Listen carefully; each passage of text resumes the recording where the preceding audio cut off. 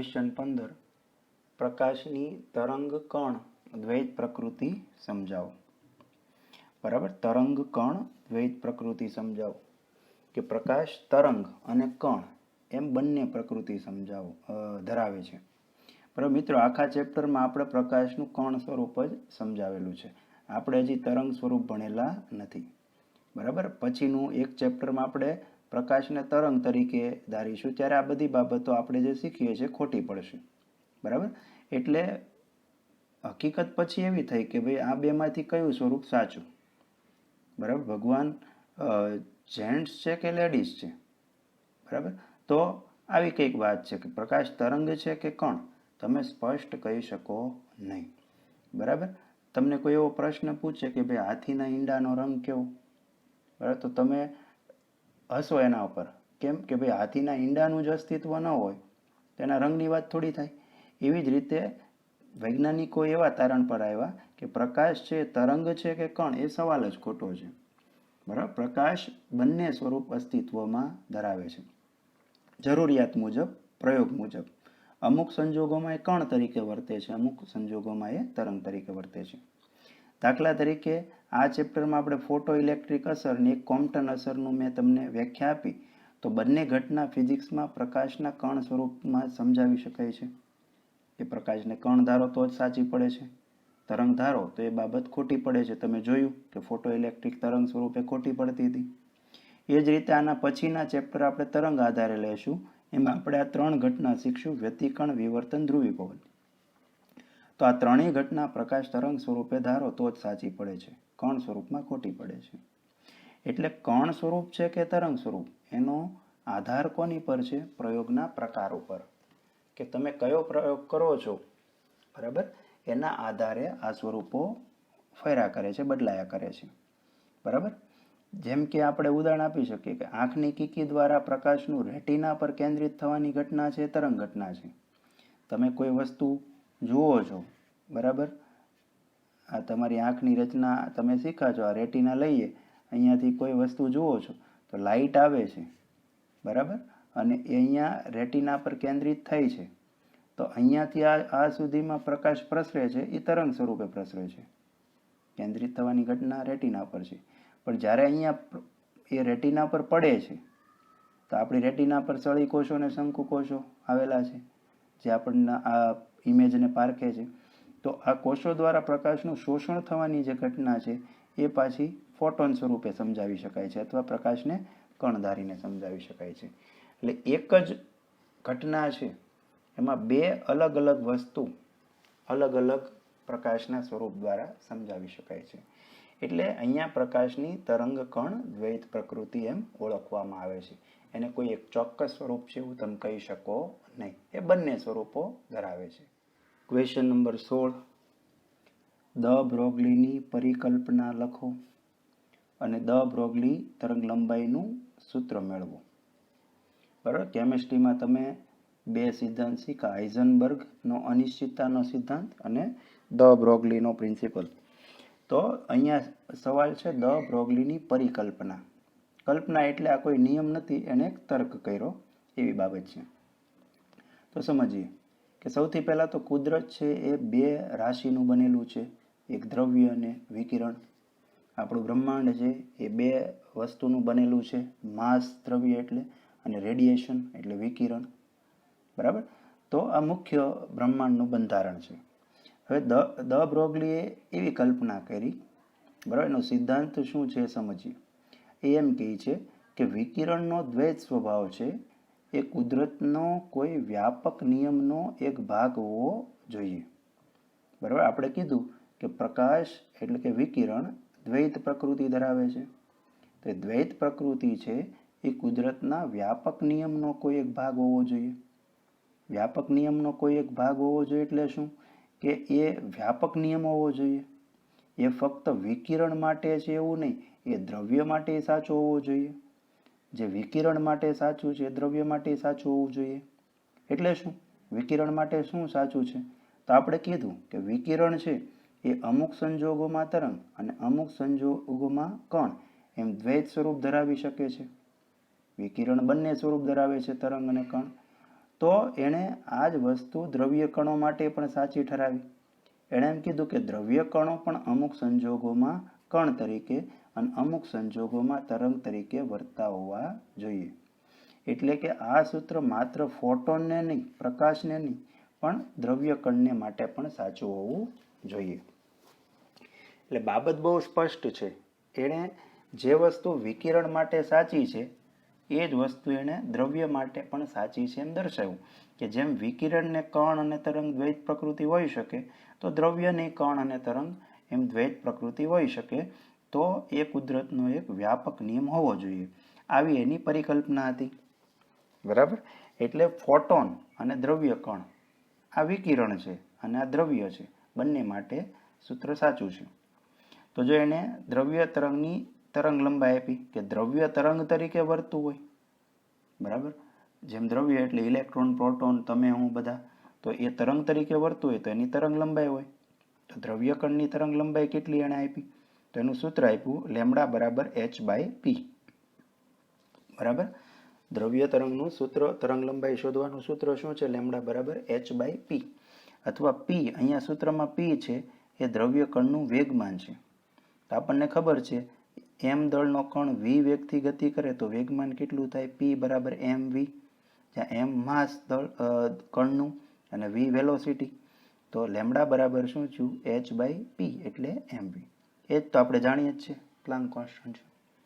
તો લેમડા બરાબર h/p જે સમીકરણ છે એને આપણે હવેથી કહીશું ડી બ્રોગલી સમીકરણ. અને એના દ્વારા શોધાતી જે તરંગ લંબાઈ છે એને કહીશું ધ બ્રોગલી તરંગ લંબાઈ. સમીકરણને કહીશું ધ બ્રોગલી સમીકરણ, તરંગ લંબાઈને કહીશું ધ બ્રોગલી તરંગ લંબાઈ. તો આપણું આ એક સૂત્ર યાદ રાખજો, એને આધારે ઘણા બધા દાખલા તમને મળશે. Hello friends, question number 18. Wave packet અથવા તરંગ પેકેટ એટલે શું તે સમજાવી હાઇઝનબર્ગનો અનિશ્ચિતતાનો સિદ્ધાંત સમજાવો. બરાબર. બે બાબતો અહીંયા છે, એક વેવ પેકેટ અથવા તરંગ પેકેટ અને તેના ઉપરથી આપણે હાઇઝનબર્ગનો અનિશ્ચિતતાનો સિદ્ધાંત સમજાવવાનો છે. તો સૌથી પહેલાં તમને હાઇઝનબર્ગનો અનિશ્ચિતતાનો સિદ્ધાંત યાદ કરાવી દઉં. બરાબર. આપણામાં ટેક્સ્ટ બુકમાંથી નીકળી ગયો છે એટલે એકવાર યાદ કરાવી દઉં, પછી વેવ પેકેટની વાત કરીએ.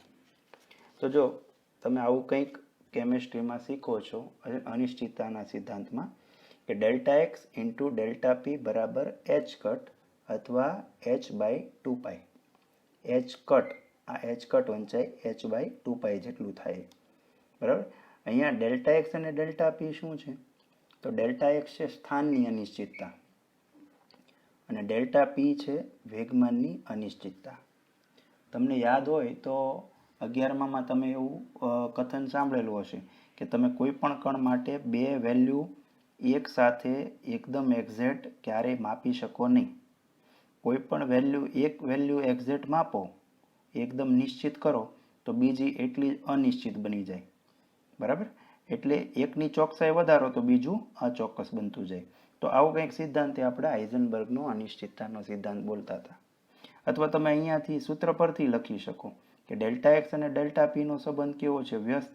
આ ડેલ્ટા પી છેદમાં જાય તો ડેલ્ટા એક્સ ચલે છે 1/ડેલ્ટા પી. હવે તમે એવું બોલી શકો કે ડેલ્ટા એક્સ ટેન્સ ટુ 0 લઈ લો તો ડેલ્ટા પી ટેન્સ ટુ શું થાય? ઇન્ફિનિટી. બરાબર. એક 0 હોય તો બીજો ઇન્ફિનિટી થશે. એ જ રીતે ડેલ્ટા પી ટેન્સ ટુ 0 લઈ લો, હા, ડેલ્ટા પી 0 લઈ લો તો ડેલ્ટા એક્સ ટેન્સ ટુ શું થશે? ઇન્ફિનિટી થશે. એટલે કોઈ પણ એક 0 લો તો બીજું શું થશે? ઇન્ફિનિટી થશે. તો આનો અર્થ શું થાય? ડેલ્ટા એક્સ ટેન્સ ટુ 0, એનો અર્થ સ્થાનની અનિશ્ચિતતા 0 છે, એટલે કે સ્થાન ચોક્કસ છે. તો વેગમાનની અનિશ્ચિતતા કેટલી થઈ ગઈ? ઇન્ફાઇનાઇટ. એટલે વેગમાનની અનિશ્ચિતતા એટલે ત્રુટિ અનંત થઈ ગઈ, અથવા વેગમાન કેવું થઈ ગયું? અચોક્કસ.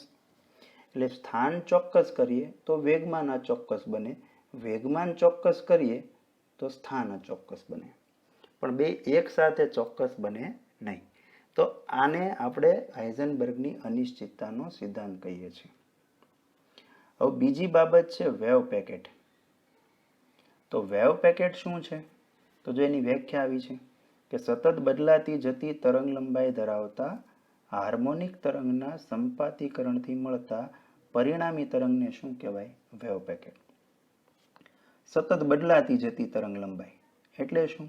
કે મારી પાસે માની લો ઘણા બધા તરંગો છે, કે દરેકની તરંગ લંબાઈ કેવી છે? સહેજ જુદી. અસંખ્ય તરંગો તમે લઈ શકો, પણ બધાની તરંગ લંબાઈ સહેજ એકબીજાથી જુદી છે. તો આવા અસંખ્ય તરંગો છે, બરાબર, એ તરંગોના સંપાતીકરણથી મળતું પરિણામી તરંગ, બરાબર, એ બધાને એકબીજા ઉપર સંપાત કરો, આ બધા જ તરંગો એક જ માધ્યમમાં ગતિ કરે, તો એનું પરિણામી જે તરંગ બને એને શું કહેવાય? Wave packet. ટૂંકમાં વેવ પેકેટ, પેકેટ એટલે બંચ, સમૂહ, બરાબર. વેવ પેકેટના શબ્દ ઉપરથી જ ખબર પડી જાય કે એની અંદર અસંખ્ય તરંગો કે જેની લેમ્બડા જુદી જુદી છે એનો સમૂહ છે. તો આ પરિણામી વેવ્સ કોના જેવું દેખાશે? તો જો એ કંઈક આવું દેખાય છે, બરાબર. તમે અસંખ્ય તળાવમાં તરંગો પેદા કરો, અલગ અલગ તરંગ લંબાઈ ધરાવતા, તો તળાવ પર જે ઇમેજ બને એ કંઈક આવી બને, એ વેવ પેકેટ દર્શાવે છે. હવે આ વેવ પેકેટને આધારે આપણે હાઇઝનબર્ગનો અનિશ્ચિતતાનો સિદ્ધાંત સમજાવવાનો છે. તો જો આ વેવ પેકેટનું અર્થઘટન કઈ રીતે થાય તો સમજીએ.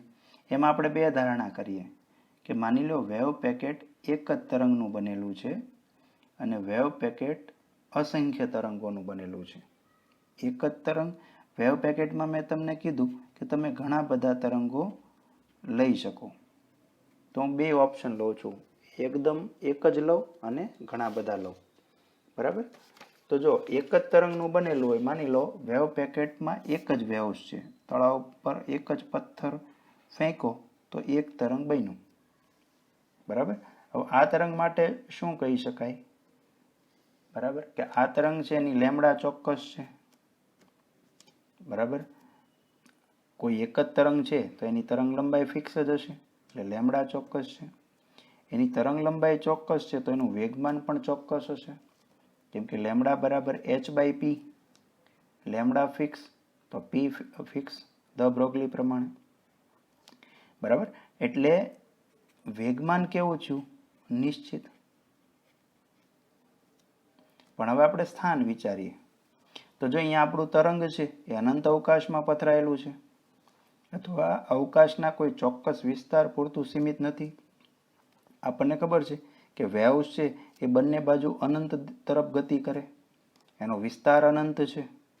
અહીંયા તમે વિચારો, પ્લસ ઇન્ફિનિટી, માઇનસ ઇન્ફિનિટી, બંને બાજુ વેવ્સ અનંત વિસ્તારમાં પથરાયેલું છે.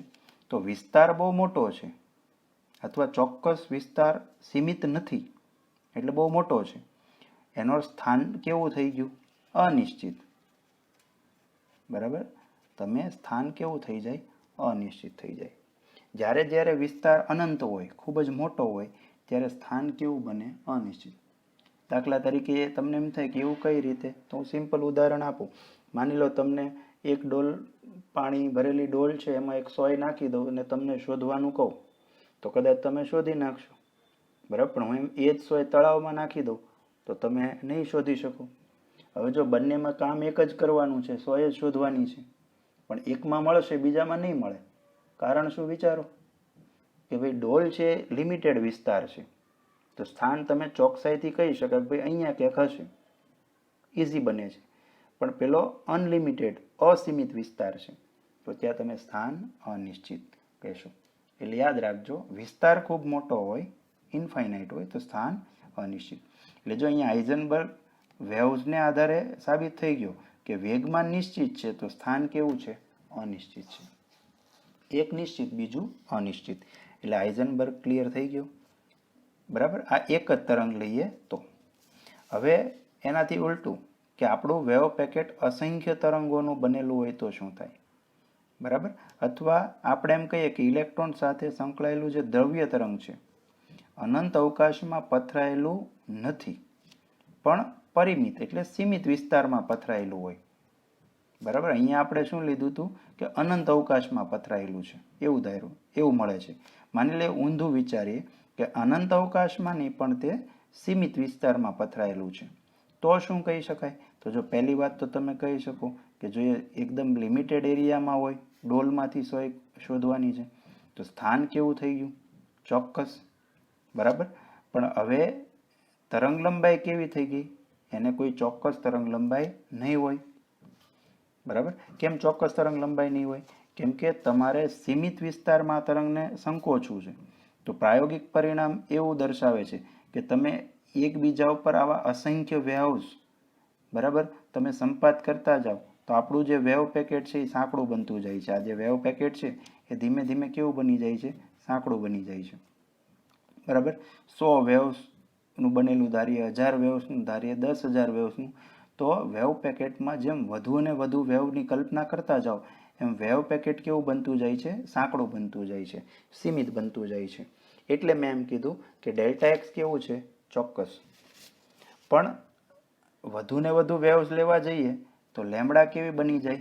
અનિશ્ચિત. અને લેમડા અનિશ્ચિત બની જાય તો લેમડા બરાબર h/p પરથી p પણ કેવું બની જાય? અનિશ્ચિત બની જાય. બરાબર? એટલે આ કેસમાં સ્થાન નિશ્ચિત બને છે પણ વેગમાન કેવું બન્યું? અનિશ્ચિત. જો અહીંયા આપણે લખેલું છે વેગમાન અનિશ્ચિત, સ્થાન ચોક્કસ. એટલે બંને ધારણામાં હાઇઝનબર્ગનો અનિશ્ચિતતાનો સિદ્ધાંત સાચો પડે છે. બરાબર? વેવ પેકેટ એક તરંગનું બનેલું હોય, અસંખ્ય તરંગનું બનેલું હોય, નિશ્ચિત અવકાશમાં હોય કે અનંત અવકાશમાં હોય, બરાબર, બંને વખતે આ બે બાબતો સાચી પડે છે. આ તાર્કિક દલીલ છે, આને વિચારજો. Question number 19. ડેવિસન ગર્મરના પ્રયોગની ગોઠવણી અને કાર્યપદ્ધતિ સમજાવો. ડેવિસન ગર્મરનો પ્રયોગ.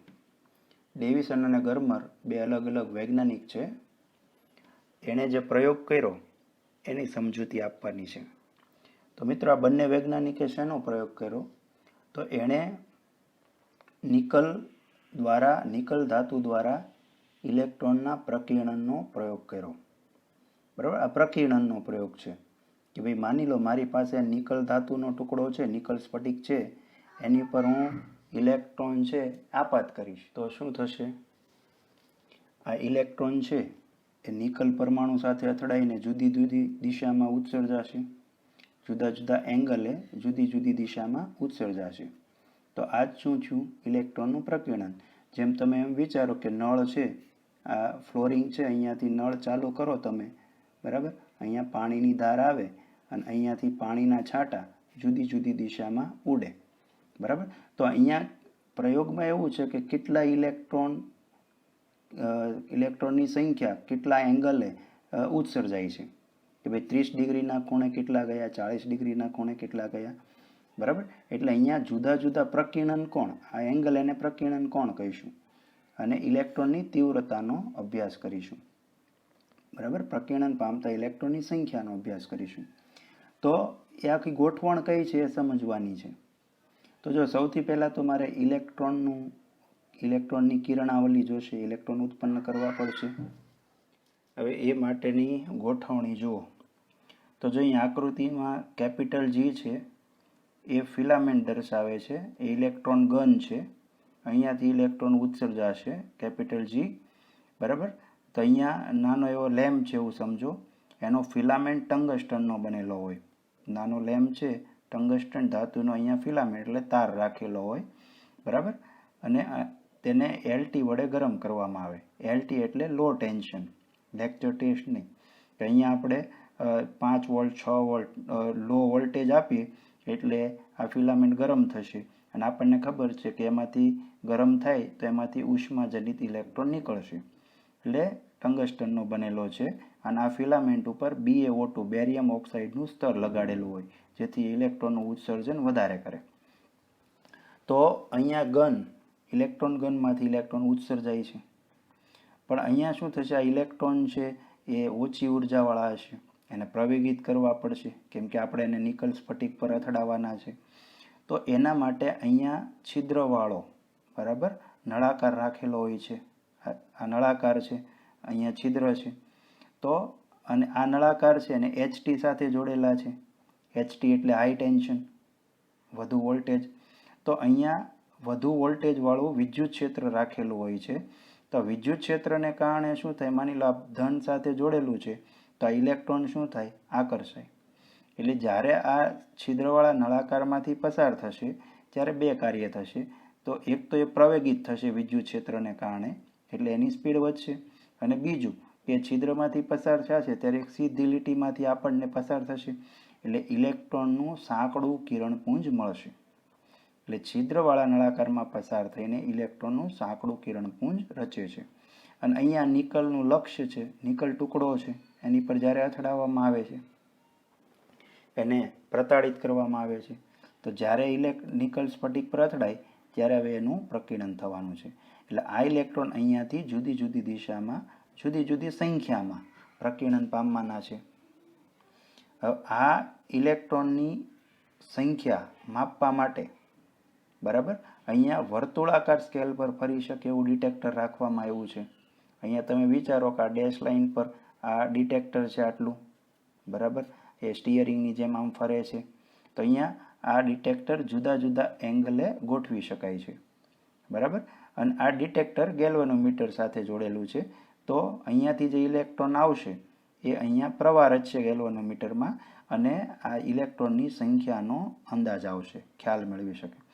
એટલે ગેલ્વેનોમીટરનું કોણાવર્તન એ કલેક્ટરમાં દાખલ થતા ઇલેક્ટ્રોનની બીમની તીવ્રતાના સમપ્રમાણમાં હોય છે, બરાબર. કે અહીંયાથી જે બીમ આવ્યું ઇલેક્ટ્રોનનું, કિરણાવલી આવી, એની તીવ્રતા છે, બરાબર, એ પ્રમાણે ગેલ્વેનોમીટરનું કોણાવર્તન થશે.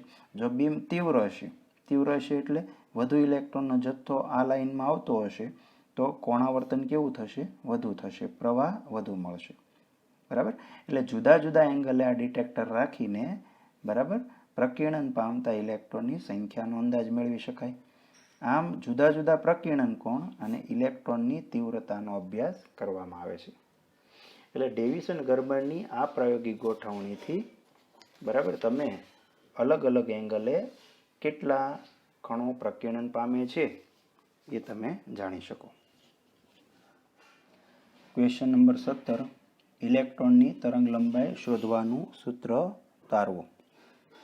મિત્રો, આપણે ડેવિસન ગર્બરનો પ્રયોગ જોયો, એનો ઉપયોગ શું?